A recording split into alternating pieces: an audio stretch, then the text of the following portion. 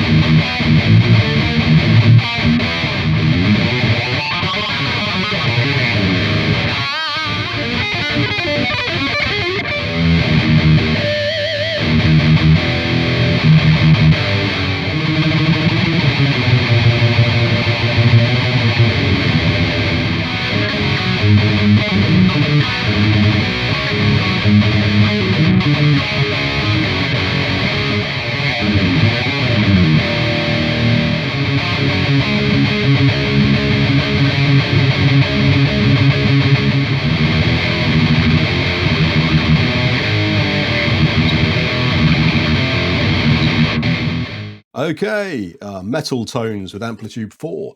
I'm using FL Studio for this video. It's what I always use. It's my preferred digital audio workstation.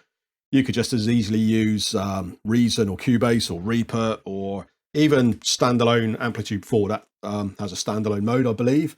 But as I say, I'm using FL Studio, and I'll show you a few bits with that. But if you're not using FL Studio, don't worry about it. We'll get onto the Amplitude bits in a while. Audio interface, I'll just show you the audio interface I'm using. I've got a Scarlet Focusrite 2i4, or it might even be a Focusrite Scarlet 2i4. Yeah, it's probably that. See down there. And this is a USB device. You can see there. And these are really cool. I really love this box. I've tried quite a few digital interfaces, audio interfaces over the years, and this is by far the best. It's got two inputs, so we've got a mic input there, and I'm using a lapel mic or lavalier mic, which I'm talking to you with the power of now. And we've got the guitar plugged into channel 2. And what's really cool with this is it has a pad. It's got a pad light, a pad button, which is an attenuator, and that's really cool because it means you can actually press that and it'll attenuate the guitar signal and knock it down a bit if it's a bit too hot and it's overdriving the circuit. Anyway, this video is not all about the audio interface, it's all about FL Studio. So back to FL Studio. Okay, so back in FL Studio. What we've got, you can see on channel 1, we've got the audio coming in from the Focusrite. So that sets at input 1 on the Focusrite audio interface. And input 2, or sorry, track 2 is connected to input number 2, which is the guitar. So just a clean tone at the moment, no effects. And the effects are all over here. Now, what I do when I'm recording guitars is I'll bring a guitar in on a track, say track 2. And then what I do is let me just untick that a moment. What I'll do is I'll route the guitar track to another track, in this case track 6. And the reason for that is that I'll record the clean tone of the guitar, but I play it back through effects. And there's probably loads of different ways of setting this up. There's probably better ways of doing it than I'm doing it, but that's just what I do. And as I say, the reason I'm coming in on track 2 and putting the effects on track 6 is so that I can record the clean tone, and then that means that when I'm mixing, I can change the amp if I want, because I've just got the clean guitar signal recorded. I can replay that through any kind of amp or whatever I want. So let's go to channel 6, and I'll pick a slot in the middle, and I pick a middle slot because it gives me space before or after to insert other things if I want. So I'm going to go to more plugins, Amplitube 4. We just lost the audio for a moment there, but hopefully it's recording again now. And it loads up Amplitude with its default amplifier. Let me just move this to this side because I like that side. And I'll just move this down a little bit. There we go. And we'll move that down just to, not that you can see anything going on there, but there we go. Right, so we've got Amplitube here now. And let's just see what that sounds like with the default settings.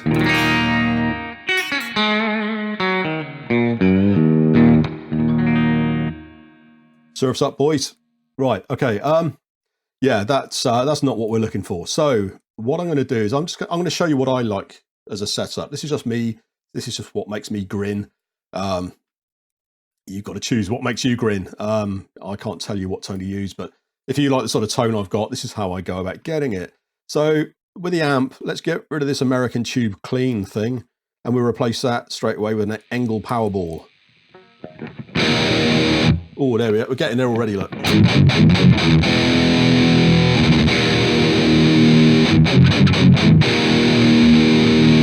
Just going to check my tune, actually. Let me just switch that off, and we'll go to the tuner quickly. So I'm going to use the Ultra Tuner, which is really cool. And we'll just... so where we are. I'm attuned to E flat standard, by the way, for this. And the strings are really old. Not that I recommend that.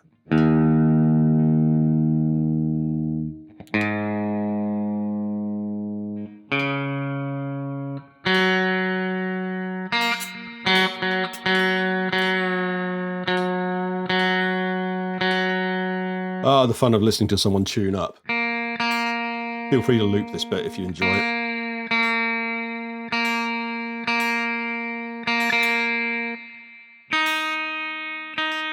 This guitar I'm using, it's a JJ Hucke Stormbringer. It's the only guitar I think I've had where the longer you leave it, the tighter the strings get. I've never worked that out.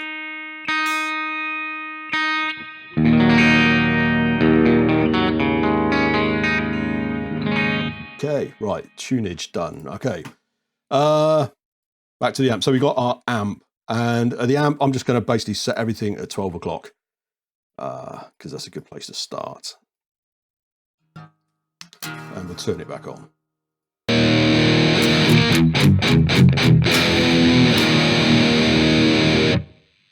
All right. And we'll go and choose a cab. And so we click on cabs. And we don't want a 4x10 open vintage. We want an Engl. We want an Engl. Oops. E412 Pro XXL.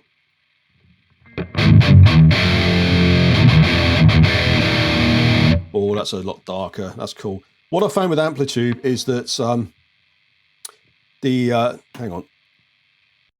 Just turn the noise gate on for a second. We'll come back to that in a moment. I found it kind of matters quite a lot which cabs you use. It seems to like it when you match the amp head with the cab. That's quite probably like real life, but I found that to get the best out of the Engl head, use it with the Engl cab. If you use other cabs, you can get some good sounds. I just prefer the sound that the Engl cab makes with the Engl head. Just an observation there, really. All right. We can adjust microphones and all that. We'll play with them in a little while. But first thing we want to do is talk about the noise. You can hear now, if I turn the noise gate off, you see we've got a built-in noise gate and Amplitude, which is all right. We've got a bit of noise now. And we can up the threshold and we can gate the noise out. Now, the problem with the Amplitude noise gate is it always lets out a little bit of extra noise when you stop a note. So if I play the notes, listen to just after the note stops, and you should hear a little bit of noise that will then turn off.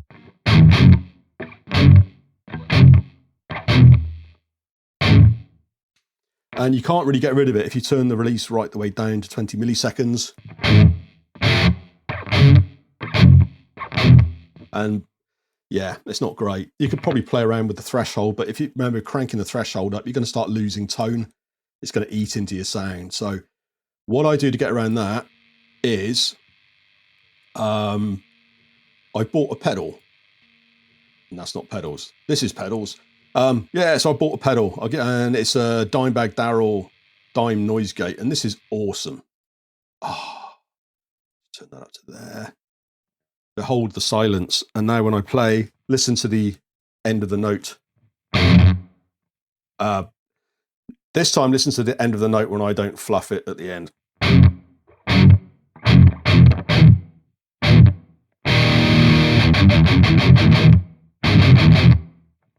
Silence, beautiful. Again, this one will It will eat into your tone a bit if you use cleaner tones. This, you know, if you set the filter in the wrong place, you can start to lose a little bit of top end, but just tune it. But yeah, great pedal, love it, awesome. So now we've got nice load of silence. The next thing to do is to sort out your levels. The problem with these sort of rigs is you end up with like a million volume controls, and you've got the volume control on the guitar, which was always on 10 anyway. You've got the input gain on the audio interface, which you need to set that so it's not peaking. And then you've got the level of the guitar coming in, so you can see on insert 2. You know, we're kind of, you know, quite maxed out on that, but that's all right. And then, so we've got a volume level here to set up. Then we've got this channel as another volume level. And then Amplitube, we've got an input level. So if you watch down here in the bottom left of Amplitube, yeah, so you've got an input level there. And I'm just going to knock that back a wee bit because that's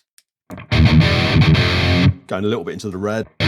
You know, we want distortion, but we want distortion on our terms, not some sort of just arbitrary, horrible square wave clipping kind of distortion. And we got an output level as well, so we'll just have a look at that while we're playing. And check these as you go. I mean, the levels can start getting out of control as you add more effects in and things like that. So, okay, so we've got our amp, everything's set to pretty vanilla on that. We've got the cab, which is just kind of pretty standard there. Nothing in the rack, we don't really need that. And on the stomps, the next thing I'm going to do is add in an overdrive pedal. And I'm going to choose, I've got a few I could choose from here. We've got Amplitube. I've got an overdrive or an overscream. It doesn't really matter which one I choose. I've selected distortion. There we go, it's going to let me know. Overscream. We'll go with the overscream. It doesn't really matter, there's different types. Bear in mind as well that some of these things you have to purchase. Some of them will come with Amplitube. I've owned this so long that I've forgotten what I've bought and what I haven't. I know that I'm pretty sure the Engl head and the Engl cab you have to buy as extras. The dime bag you have to buy, because I bought that fairly recently, and I'm not sure if overscream's included, but a overdrive is what you want here really. And with the settings, I mean, just going to start sort of somewhere in the middle, 12 o'clock-ish, and have a listen.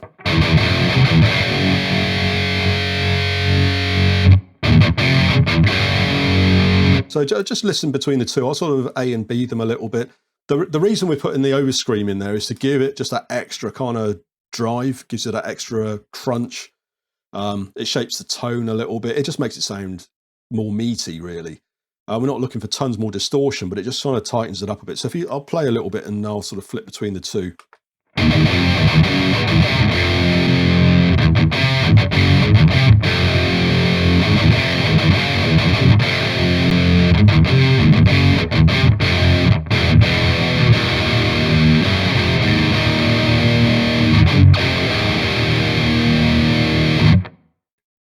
All right, so you can play with the settings on that to arrive at what you like. In the middle is pretty good. I mean, you probably don't need too much drive on it because you've got a high gain amp anyway. Level, again, just play around until it sounds good. So yeah, I mean, that's a sound. I'm fairly happy with that.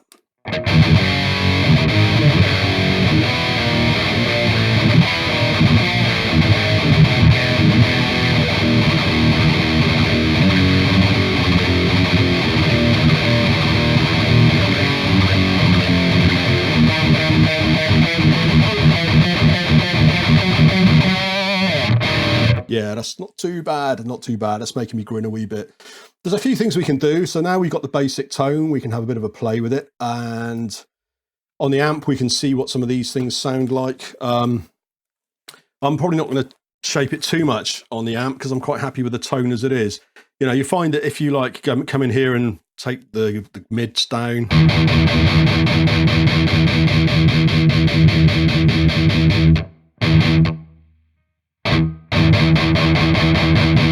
It's not sounding a lot different to me. Make sure I'm on the right channel.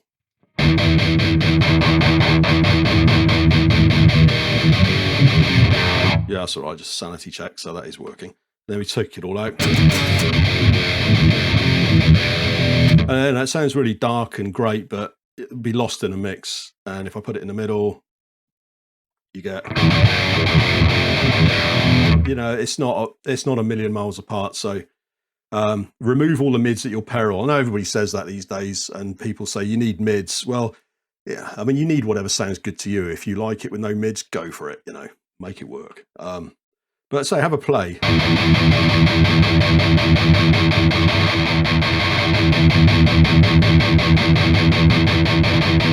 And again, with things like bass, middle, even treble, have as small amount as you need.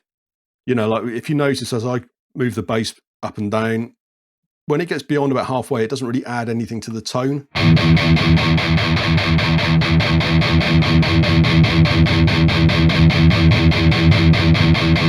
So all you're going to be doing if you keep on piling on more and more and more bass is it might sound a little bit better while you're playing around with the guitar on your own, but you're just adding loads more frequencies into the mix that are probably going to interfere with everything. So, you know, I tend to turn it up until it does the job and stop, not just crank everything all the way up. We'll see what the treble's like.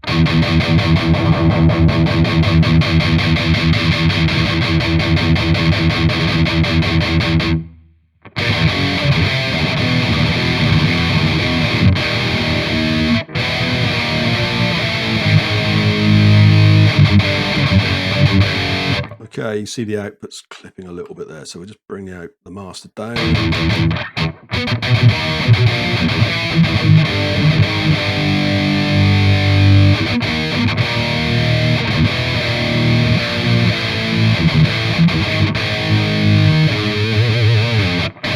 That's okay. Right.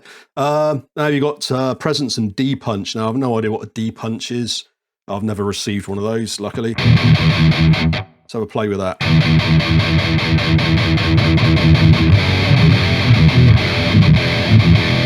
Wow, that adds a lot of bottom end. Sounds great. If you want to crank it up when you're practicing, go for it. Probably want to back it off in the mix. And presence.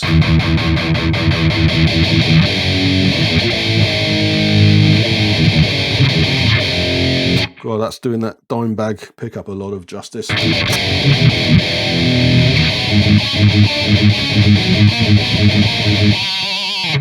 Yeah, that's probably a bit too much, so.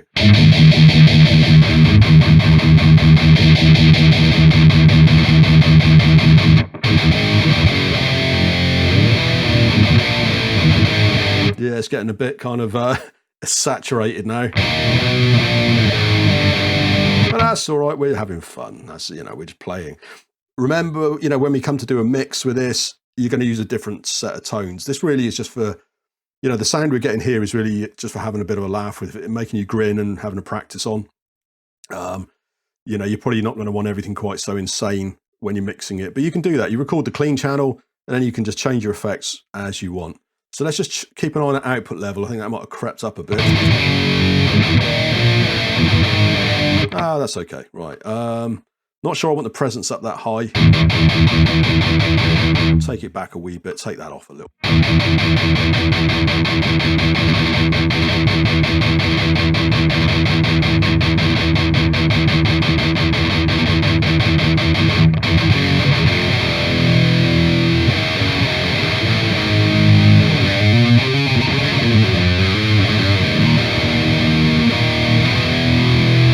All right, that's pretty saturated sound. But I'm okay with that.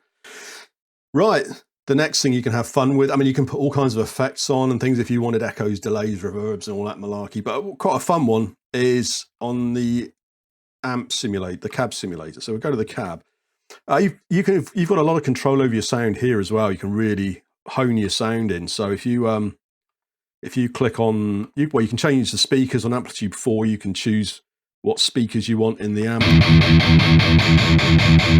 I won't mess around with those. You could go on for ages playing with those because you can change each individual speaker in the cab and have different mics on there. We'll have a quick play with the mics. The mic placement makes a big difference to the tone. So at the moment, it's just set up as standard. So what we'll do is we'll select mic 1, which is a dynamic 57, which I think is like a copy of a Shure SM57, I believe. And you can move it around. So we'll listen to the sound and move it around a bit.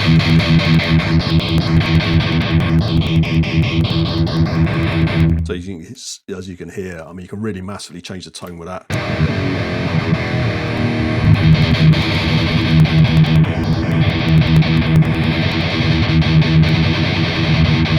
But you move both mics and the position of both mics will sort of interact with each other. So if you might lose all the sort of high end if you move it to here.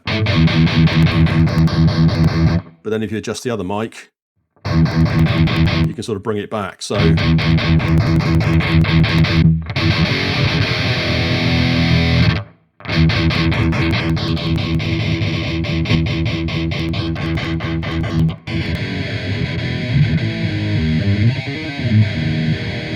you can get some pretty crazy sounds with this. For me, I like quite a percussive sound. I like that sort of, oops, I want to change that. I like the sort of classic thrash sort of stuff. So I need quite a punchy percussive sound with a bit of cut.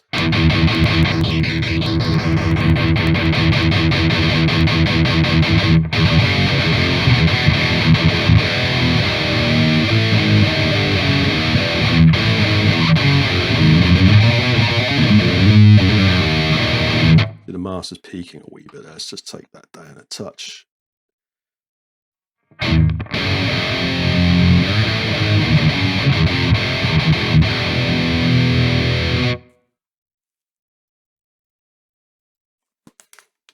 Okay, so again, the mics, move them to taste. You can play with them all day long, and you can change to different mics as well. You can change, you know, we've just got the standard setup. You could change to any kind of mic that you've got. You have to buy a lot of these. You can see the locked ones I haven't bought, but you know, you can play around with those. And then you have the room. Now this is cool. I like the room because this, again, this isn't something you'd use in an actual mix if you're making recording a track, but this gives you a really cool sound for playing around with. So if you choose, say, venue, it gives you a different kind of reverb.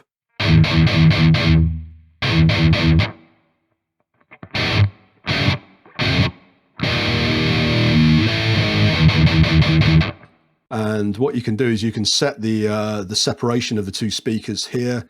So if you move this knob, you can see you can set how close the room speakers are. You see them moving. And it's not having a huge effect as it is, but if we go to the mixer, then you can affect that here. So you can add in more of the room microphones.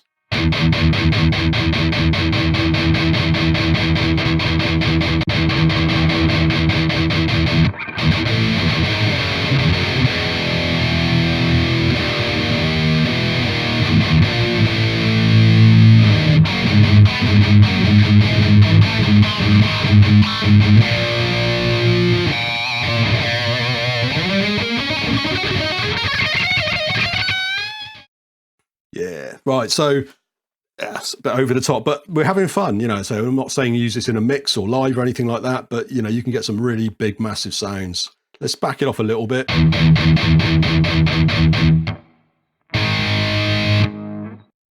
Well, I hope you found some of that useful and interesting, and that was just a bit of an insight into how I like to set up my tone.